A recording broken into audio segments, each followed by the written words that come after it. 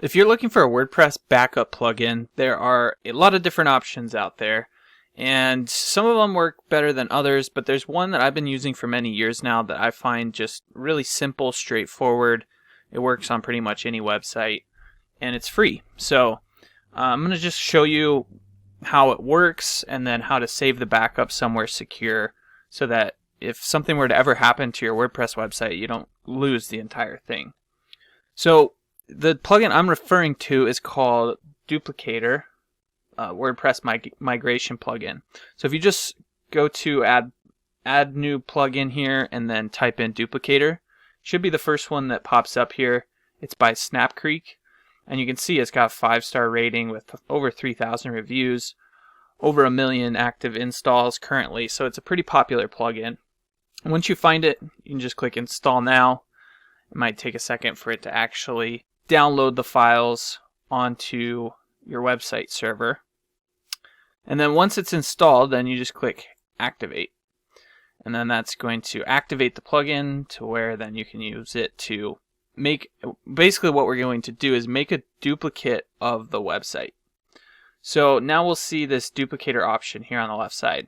So you just hover over it and click Packages.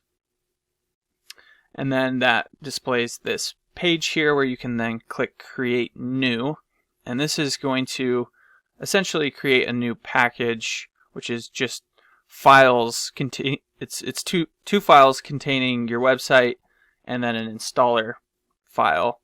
So then we'll click Next, and that's going to go ahead and scan the website, make sure there aren't any issues before we build the backup. So it's basically saying that the site is really large. It's 476 megabytes. So it's wanting us to confirm that there's some issues detected, and then we're going to click Build. Now what this is going to do is it's going to take all the files on your server and compress them into a zip file, and then also create an installer file. And the installer file just helps you rebuild the site. Like, say for instance your website gets hacked and all the files on your server get deleted.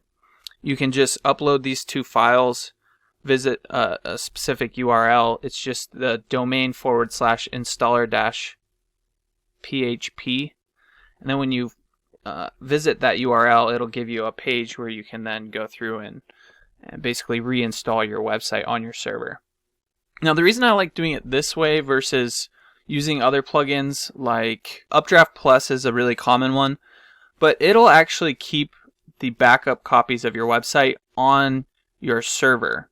And the problem with that is if your server gets compromised, like say somebody hacks into your server, deletes all your files, then your backups are deleted as well. So what I like to do is use this tool to back up the site.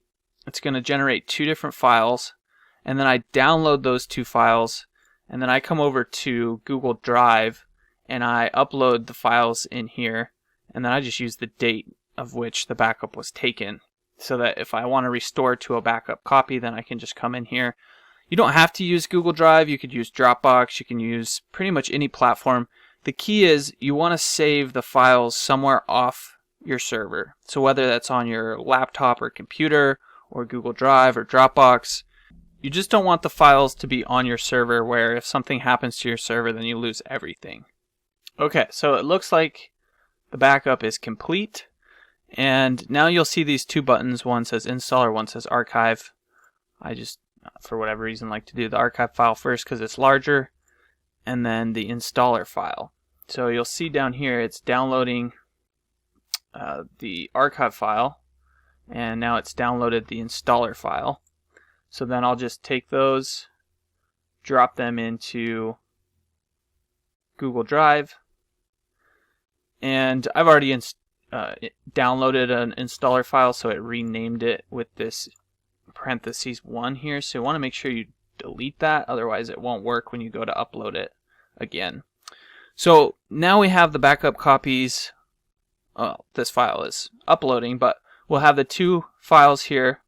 The zip file, which is basically all the files on the server, including the database, and then the installer, which is a unique file that if we upload these two to the server and then go to upload them, go to the URL, so in this case MozzillaLaunchServices.com/installer.php, it'll pull up a page where then we can actually put in the database, the user, all that information, and it will reinstall the website on that server. So I hope you found that helpful. If there's anything you have questions about, feel free to drop them in the comments down below. And until next time, take care.